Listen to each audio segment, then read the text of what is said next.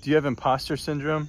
I did for a large part of my life, until much like depression, anxiety, addiction, and self-sabotage, I connected it back to unconscious emotional repression in the body.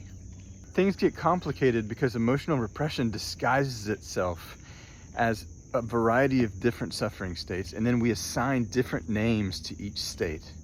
So in the Killaby inquiries, we want to re-simplify and point you back to the root of suffering. So imposter syndrome, one of the biggest symptoms of it is the sense that, I'm going to be found out as a fraud. I'm a fake, or I'm an imposter in my own life, and someone's going to spot that. I remember relating a lot with a couple of my friends that were in the closet with their sexuality, and that I felt like I also had to hide something from the world. But that's as far as I ever got with it. I never asked, well, what is it that you have to hide? What are you afraid people are going to see? The first part of the answer to that question began when I heard Eckhart Tolle define ego as a mind-made false sense of self. The second part and clincher came when, during the development of the Killaby inquiries, my friend Scott and I discovered that emotional repression in the body gives rise to ego.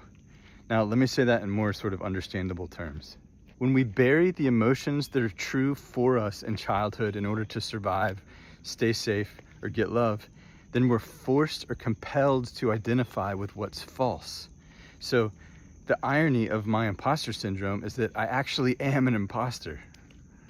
Dan, the sort of cool but meek and people-pleasing egoic mask that I took myself to be, came into being because I couldn't access, feel, or express, in my case, buried anger.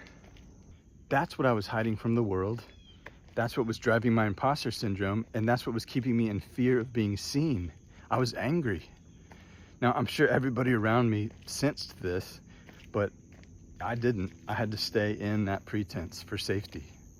I'm sure this sounds crazy to people that were raised in more emotionally healthy environments where anger is just a normal human emotion, right? No big deal.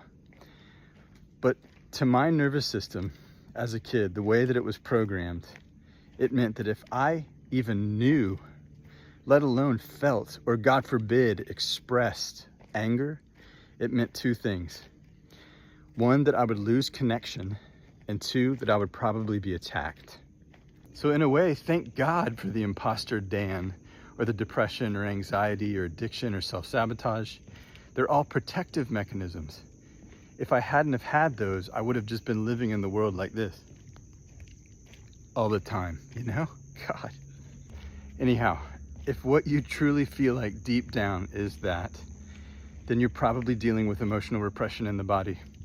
And there's a way now, the Killaby inquiries, to reverse and resolve that emotional repression and what we call naturally recover from suffering.